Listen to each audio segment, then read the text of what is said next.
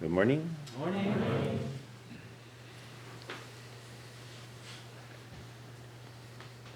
Quite a day.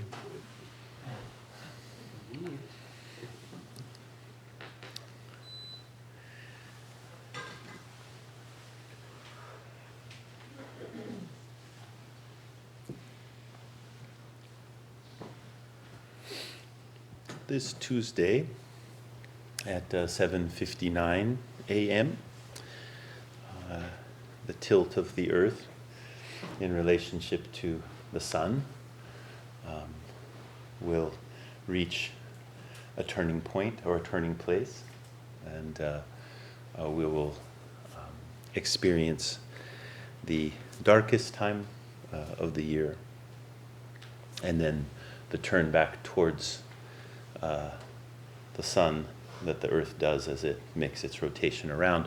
The days will start getting longer again, the solstice. And of course, this time of year, all kinds of celebrations in different cultures and different religious traditions that are related to this.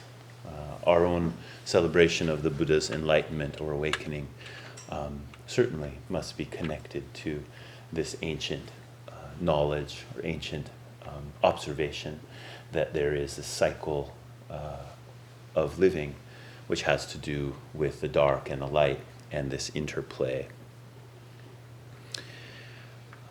And an intuition that our ability to experience things, our vision, not just vision of the eyes, but the vision of our heart or our mind, our ability to be able to be and to engage, encounter many things and experiences is deeply intertwined with this experience of light and dark, or with this fact of the interplay of dark and light.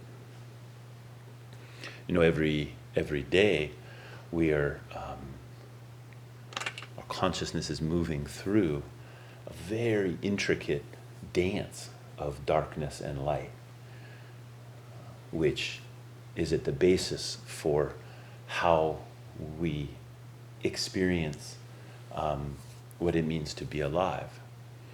If you think about the capacity to be able to see something or to experience something, is also always related to the things which you don't see, which you're not able to see, or are just in a realm which you're not paying attention to. That without that, we don't have any experience. In total, comprehensive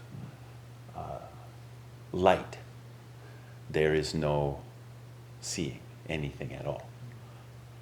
That there has to be this interplay of shadow for us to be able to experience, I would say, to live. And I feel so fortunate to be in a tradition that not only talks about both the dark and the light, but deeply treasures both the dark and the light, and does not favor one over the other, but gives us teachings that help us to try to explore and to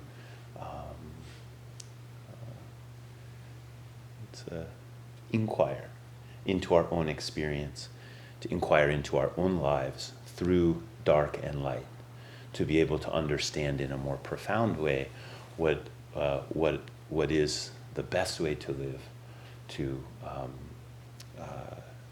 live rich, deep, full, wise, and compassionate lives.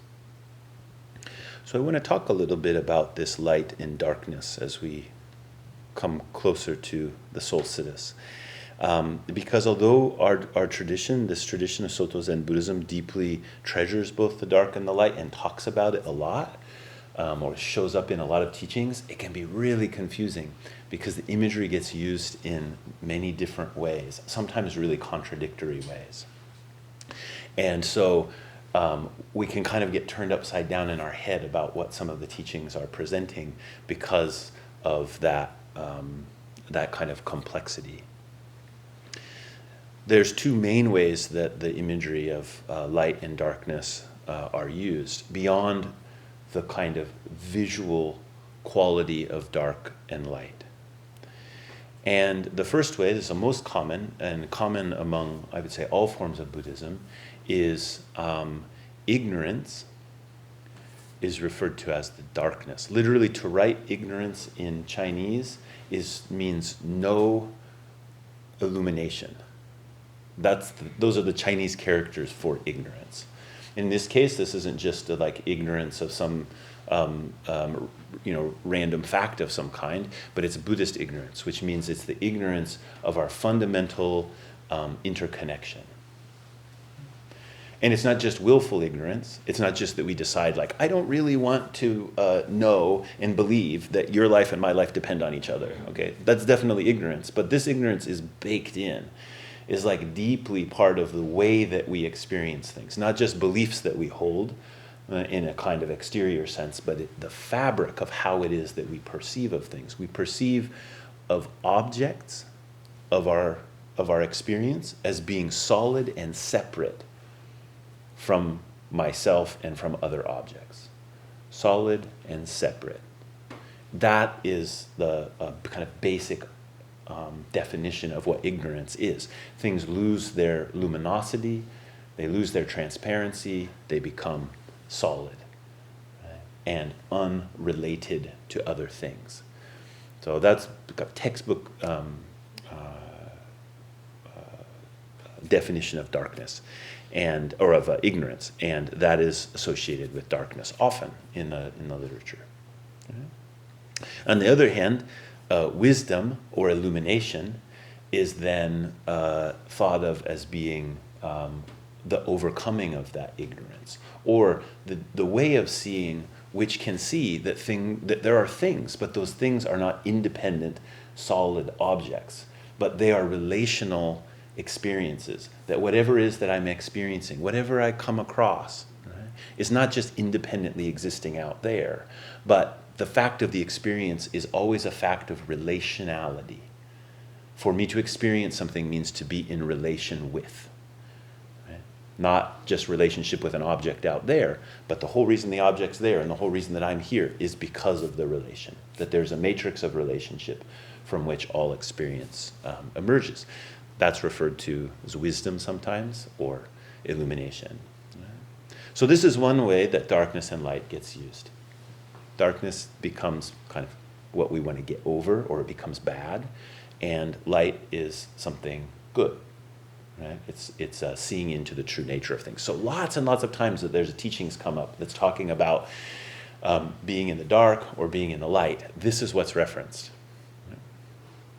Now, the other main way that it gets used is that if you turn off all the lights, if there's no light at all, objects disappear from the visual standpoint. You can't differentiate anything. So in this case, darkness is used as a word to refer to unity or non-discrimination or non-duality. Almost opposite from the other way it's used, right? We usually think of this non-duality as being the basis of wisdom. You know, when we act through Buddhist wisdom, it's our capacity to be able to have a deep rooting in non-duality. And so when we use darkness, it refers to that in this case. And then when we use the word light, it refers to, like, when the lights are on, you get to see all these different things, right? So there's unity and there's multiplicity.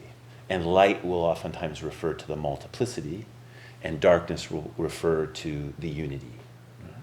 So that gets pretty confusing. I mean, there's other ways it gets used too, but just these two alone starts meaning, like, how do I understand the teaching, you know, when we're talking about dark and light. The harmony of difference and sameness is one of the most important writings in the Zen school, to the extent that we chant it during morning service on a daily basis. And those of you who are familiar with this particular sastra, this writing, ancestral writing of a Chinese ancestor, in that teaching, there is just everything about this interplay between dark and light. In dark there is light, but don't see it as light. Right? In light there is darkness, don't know it is darkness. Those kinds of phrases run through the whole thing. That would be an example of the second way of understanding this. If we think about some other kind of teachings, like one of my favorite teachings from a teacher named Menzan, who lived in Japan in the 1600s, he says, if you do not make mental struggle, darkness itself will become the self-illumination of the light. Really beautiful. If you do not make mental struggle, darkness itself, in this case he's referring to ignorance, right? Our belief in solid objects and an independent self. He said, if we don't struggle with that, we don't make mental struggle, that darkness itself will become the self-illumination of the light. In this case, the light which embraces all beings. So this would be kind of an example of this other way. Now, to get our bearings in this, one of the first things we can do is learn to shift back and forth, depending on the context. Remember when you were in school and they had those tests to see how well you did on context clues? There was a reason for that. Or at least they did. They did that. I was doing that in the 70s. I don't know if that kept going for people later or if it was going earlier, but they were so into that. They would give us all these little Scantron tests. They would try to figure out if we could read in context, understand in context. Well, that's one of the skills here. Know that there's these two ways of using the words, and learn to kind of shift back and forth. Wait on the right ski, wait on the left ski. Paddle on the right side of the boat, paddle on the left side of the boat. These kinds of dichotomies actually are usually really important for us to be able to learn how to navigate something, right?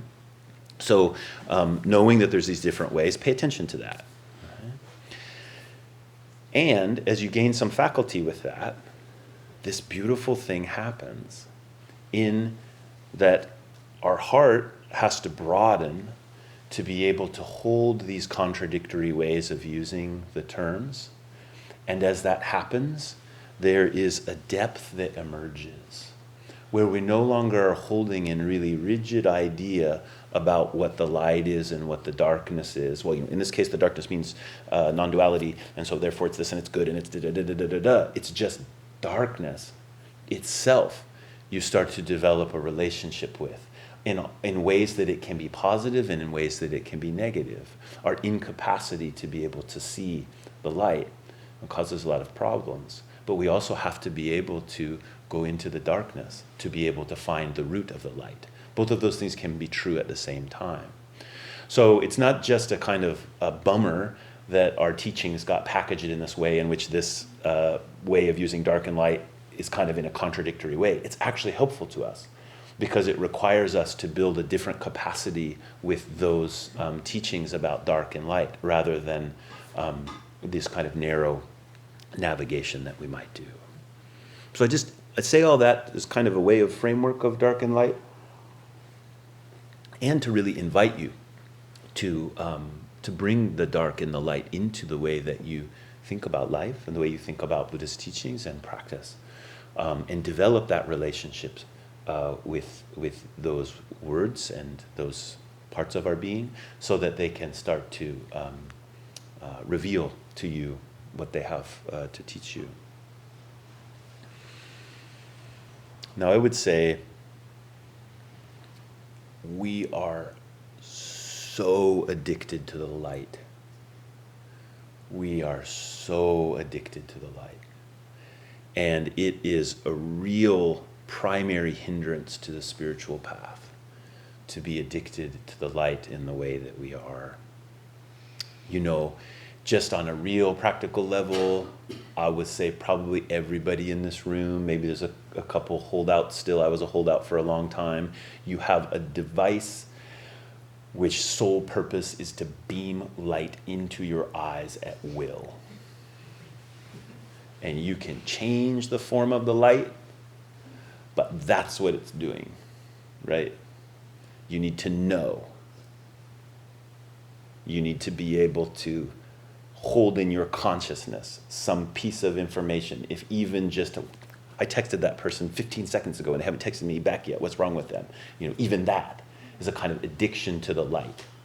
It is a grabbing onto the world as an object, right? Which we don't need these devices to do that, but just look around. You have all kinds of things you can do that with. You don't need the device. But now we've designed these things that beam it in, right? And maybe that's why this whole world was created too, was to beam those things in. But it's an addiction to an object, which lets me feel solid as a subject. We fill the world with things, whether it is a physical world, emotional world, a mental world, spiritual world, and we turn the light out into objects of our cognition. We're turned out into things constantly, and we're exhausted. We are, as a people, I just mean sitting here in modern North American life, we are really exhausted. And you see people are in a big conundrum out there. It's like, why does everything feel so like thin and worn out? And of course there's a pandemic, and of course there's all the political stuff, and there's many factors to that, but I think this is primary. We're just, trying to drink the light, trying to eat it, trying to just again and again and again and again, and we can't let go. Yeah? We don't know this possibility of the darkness. And because we don't, our batteries run out, our hearts get thin, and we don't know about really deep and profound nourishment that comes from the darkness. We can't investigate the dark source of being when we are turned out into the light so completely, so compulsively, that we don't feel settled unless we're doing that.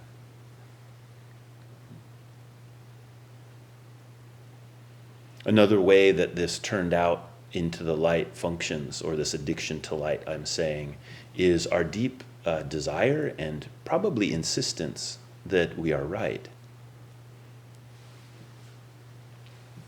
that we're good, that we're awakened, or at least a craving that we would be so.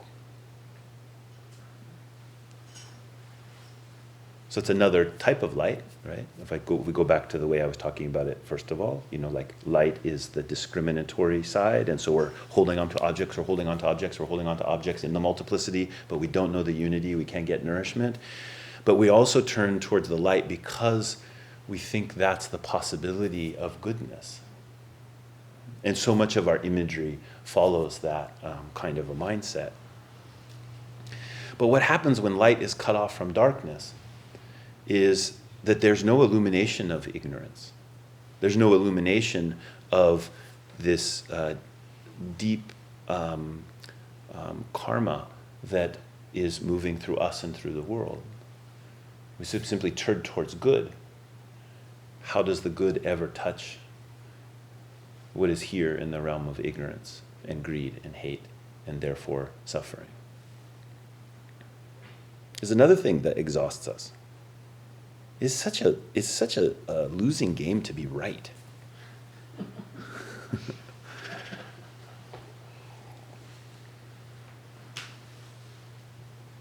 The illumination, or I would say the aliveness of our mutuality, is broken in this drive towards being right.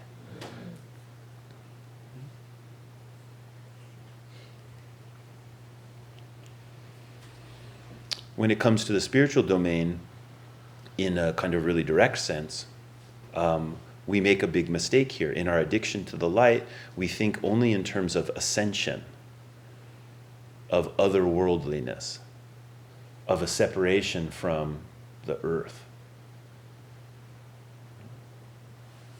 It's a dominating spirit. But the thing about it is, this is the thing that always I think is so important for us to remember, is the celebrations that happen this time of year in the return of the light, they're about appearance of the light in the world. You know, if you're a Christian, this is the birth of the Christ child into our world. This is the illumination that appears in the womb of being, not an abstraction in some other realm of immateriality. It is God made flesh. Right? This is, if you're a Christian, this is the central teaching of the faith. You know? In Buddhism, with an awakening of Shakyamuni Buddha, in which he now becomes a totally awakened Buddha, a Buddha for a whole world system. Our world system is known as the world system of suffering, by the way. Congratulations. That is not an abstract Buddha. That is the actuality of illumination in the world that we live in. Right? So this way that we get addicted to light, where we think it's about ascension and disembodiment, which it can have that quality, but because we're craving after it, it's like we're climbing the rainbow up into the heavens and the earth is just left alone. But what these messages are telling us is the illumination is right here in the womb of our own being. That every solid object, anything which I can encounter, anything I call a thing, is completely luminous in its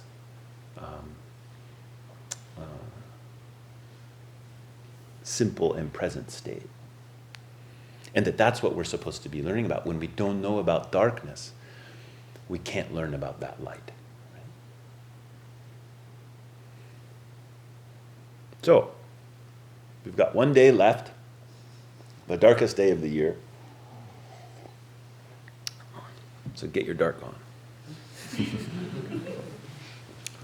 Yeah.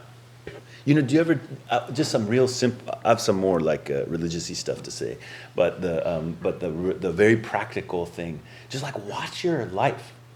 You know, like when you're at home, how many lights are on? I'm not saying lights are bad. I'm just saying, what's the compulsion towards the removal of darkness? You know, I get it. We have these street lights. It's safer. I don't know. I may be physically safer, but I think spiritually way less safe to be in places where everything is fully illuminated all the time. Like we can't ever encounter the dark. You know, the amount of insomnia we have now, and we're working with it. You know, people wearing the special glasses and get your screen to turn down or whatever, and they figured things out. Like it was a big surprise to me. They were like, if you were to not stare at your computer for say 4 or 5 hours in the evening before you tried to go to bed, it'd probably be easier to fall asleep. I was like, really? You think so? I mean, that seems really obvious to me, right? And then they're fine tuning it, and I'm glad people are doing that. I don't mean to make light of it. I'm glad that people are doing that research, and that we can find out more about how our brains work and how our chemical balances and all those sorts of things are. But our whole relationship with that part of living, you know, say from between the sun goes down to when it comes up again, we're pretty unsophisticated as a people in general. We've lost much of the deep wisdom about the night. We've lost much of what it means to encounter this. So you can just look in your life and see, like, oh, maybe I'll turn off a few more lights. What would it be like to be in a room in darkness? Now, I'm not asking you to go into some place of like encounter your deep fear. There's a time and place for that, and maybe the dark is a scary place for you, and there's probably good reasons for that if it is a scary place for you. But just where are the places where you could enter where it does not feel so intimidating, right? Spend some time there. Turn the lights down a little bit. It's very romantic if you like that kind of thing. You know, turn the lights down, light a candle. You know, it's also very peaceful, and the heart can be offered in a way when you're in simple, very simple light, as opposed to the kind of thing. So look around for that. But there's another way directly within our day-to-day practice, particularly of meditation, in which this shows up.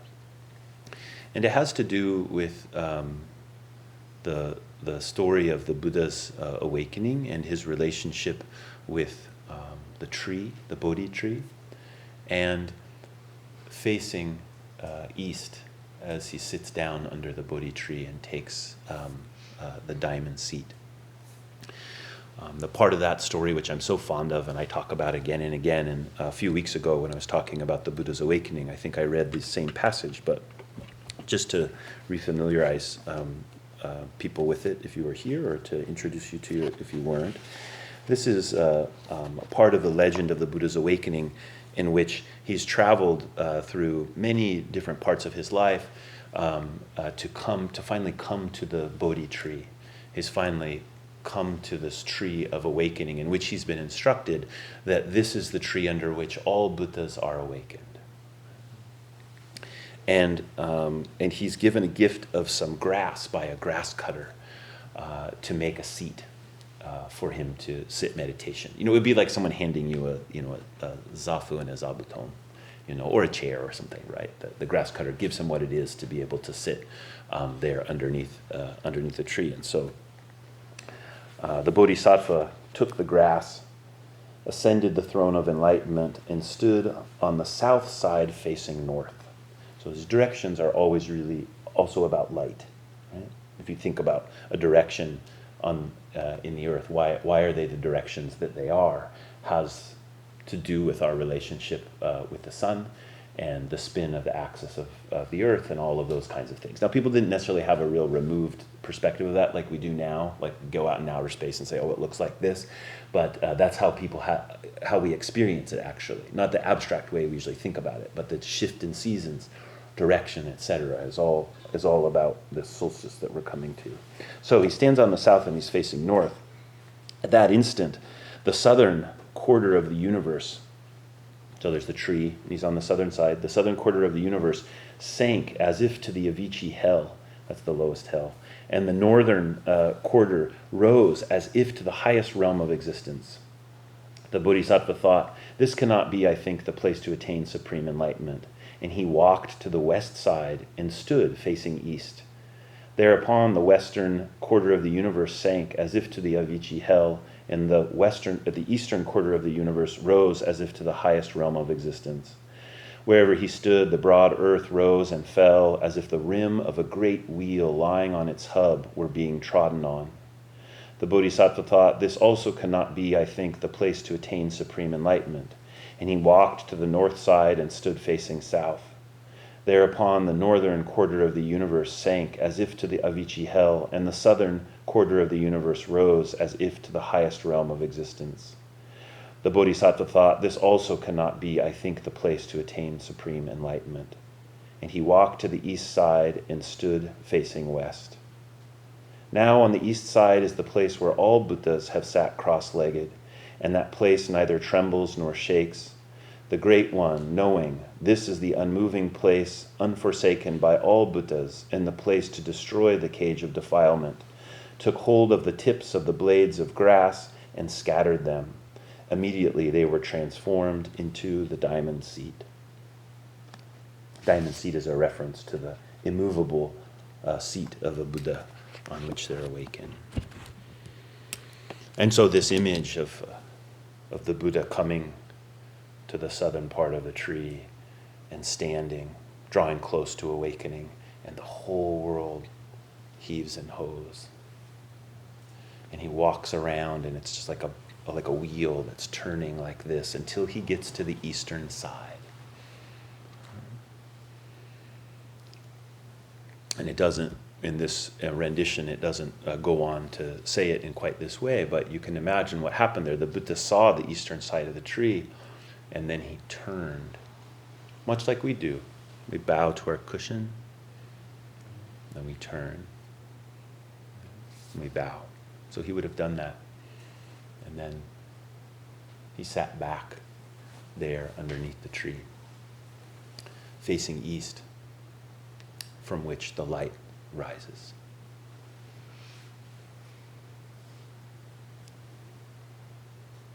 The place where all Buddhas awaken is that seat.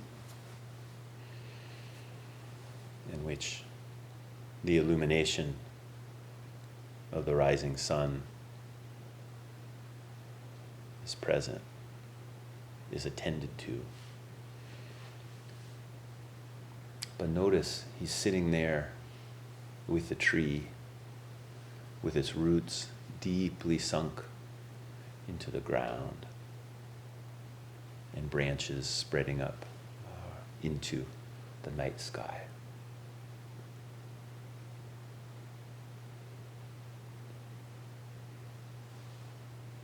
That is our example of how to sit. There's a whole world behind you that's in total darkness. I mean that like literally. We don't see. We turn around, and then it's still behind me. I turn around, it's behind me, right? We can't get away from that. But I mean, in our consciousness itself is constructed in the same way. As we look into the world of light, the world of differentiation, there is the world of non-differentiation. It's right there. We don't see, we're not just, I'm in the world of differentiation now and I'm seeing things. Our capacity to be able to see comes from the fundamental non-differentiation that is relating to the fundamental differentiation. They are not split apart even in a hair. They are always completely together.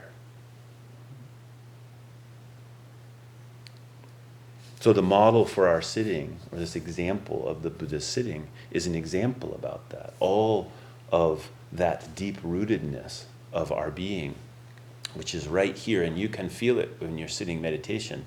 Just bring a little awareness to your back. Feel backwards.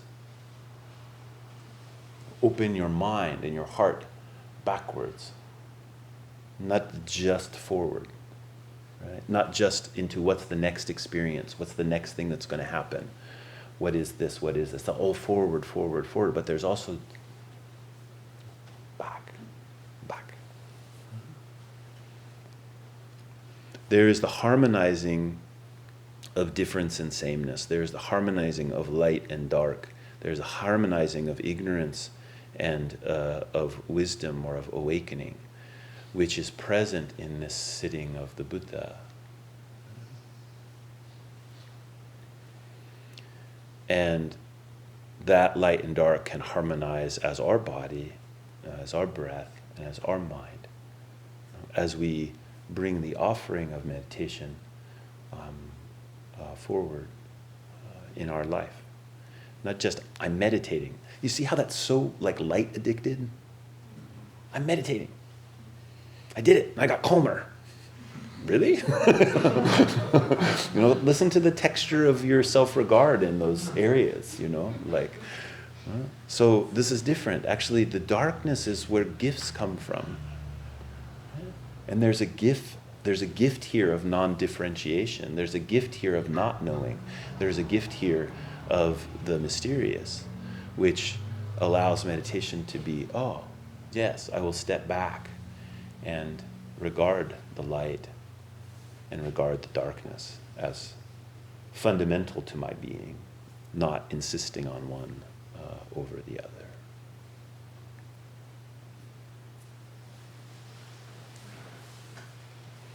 If there's any questions or comments? I'm not sure I can express this, but there's a question. Yeah. A question here. Yeah. Talk about the undifferentiated, the dark, and the multiplicity of the light, and I know this is kind of a teaching convenience, right? And I think at some point in your talk you conflated the undifferentiated with non-duality, but there's something else, right? There's a dynamic or something that I want to try to resist, like convenient models here, and say, well, the darkness is this and the light is this, and then there's this non-dual thing which isn't unity. But can you speak to that? Can you take that mess and turn it into something? Yeah. Well, so In one sense, whenever we create a binary like this, then something else emerges, and the fact of these two sides will be the fact of a third. That just happens very naturally in the way we conceive of things. But what I hear in what you're saying points to something which I think is very important, is that in the realm of this harmonizing of the total unity and the multiplicity, there is a movement, or there is a kind of light which takes many, many different shapes and is fabulously dynamic and can meet us as a person, as a seeker, and can teach us in really deep and important ways, which is not exactly the same thing as, oh, it's the multiplicity, or it's the unity. And we traditionally refer to this as the Sambhogakaya, which you and I've had a lot of discussions about. And it is the realm of the wondrous, that differentiated things can be very, very wondrous when they're not separated from their differentiatedness. They are both non-differentiated and differentiated at the same time. That's where this aliveness springs from. And so we can talk about that in really more woo-woo ways, like woo-woo is a technical term. But if any of you are given to visions, for example, so much of our teaching has come to us through ancestors who are visionaries. They have a capacity to see things in that realm in a visionary way. And I don't mean metaphorical or allegorical. I mean literally see Buddhas, or see bodhisattvas, or see angels, or see these other kinds of beings. That's part of our tradition. We don't talk about it a lot in the West because most people who are Buddhists in the West are like highly educated people who ran away from religion. And so we're like, let's keep that out of there. You know, that freaks me out a little bit too much, right? But this is part of where we come from. Now, that may not be important to you. You may not be oriented that way. You may not like those things. Totally fine, right? Buddhism has a very broad boat in that way. But that's one way that it shows up, and we've talked. You and I have talked about that quite a bit. There's another way where just the regard for the world can shift. The aliveness in a wet stone. A wet stone is a jewel. I don't mean it's like a jewel. I mean it is a jewel. It is completely precious and imbued with a force that will stop you in your tracks if you see in that way. The trees, if we read the Lotus Sutra, for example, where there's pages and pages and pages about all of the jewels that hang from the trees. Okay? Some people, that's a visionary experience. They see another world. But also, you may just simply see those jewels on the trees in the drops of water as they come down on a beautiful winter day like today.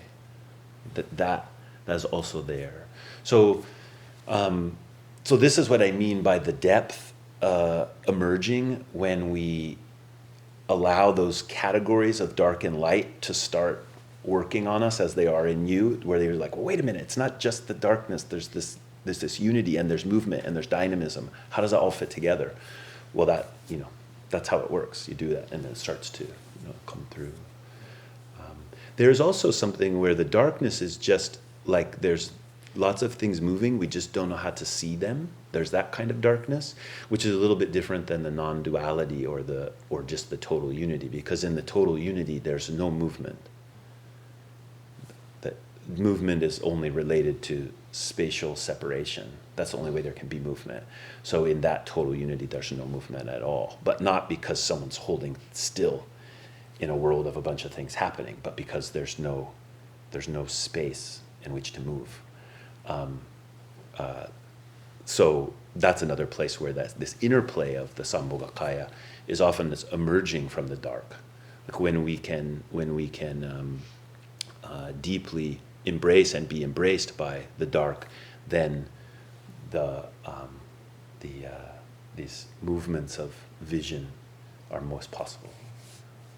Anyway, I don't know if I made any sense out of the mess, but that's my mess in reply to your mess. Hi. I have this practice of when at dusk, when the light's fading, Mm-hmm. I don't turn on any lights, and I live near the forest. Yeah. There's space, and it's very nurturing. I feel like I'm entering some womb realm of some kind, and the deer come out at that time. Nice. So you all now have another possibility for the investigation. To prize the turn towards darkness, and really to care for it is what I hear in what you're saying, and to know those transitions. That's something we've lost with the level of light, immediacy of light that we have. I imagine that when it's cold, then maybe you make a little fire. Mm-hmm. Yeah, Light a candle. light a candle. Or not. Yeah. You know, we say in our afternoon service on the weekdays, each day we do a chanting service that is a Prajna Paramita chanting service. Prajna Paramita is known as the mother of the Buddhas. She's her iconography is here to the Buddha's left, and again known as the mother of the Buddhas, and she's also deeply related to being the womb of the Tathagata. That's another way to say mother of the Buddhas, right? The womb of the Tathagata is the thus come one. It's a way to say Buddha, but in this sense it means the just total isness of a thing. The thus come one is what the Tathagata means. Just comes just simply as this. So the womb, the Prajna Paramita is the womb of this simple presence. That's a kind of imagery that's there. And so each day we chant that, and then in the dedication of merit we say, may we all deeply enter the womb of wisdom and carry out the path of compassion together with all beings. So this is part of our work. To be embraced is not to have figured it all out. Is not to be able to hold on to all of the disparate things of your knowing consciousness. But it doesn't mean that there's no path of compassion, there's no path of feeling. It's full of feeling, it's full of a heart. But it's the embrace that is so necessary for that heart of compassion to move. So we're enacting that, in a very ritual way. But that's because we're trying to do that with our whole life. And in fact, this Prajna Paramita is the Bodhi tree. That is the tree of awakening, is Prajna Paramita. And I had suspected this for many years, and then I found a couple of references that refer, in this way. It's always right here.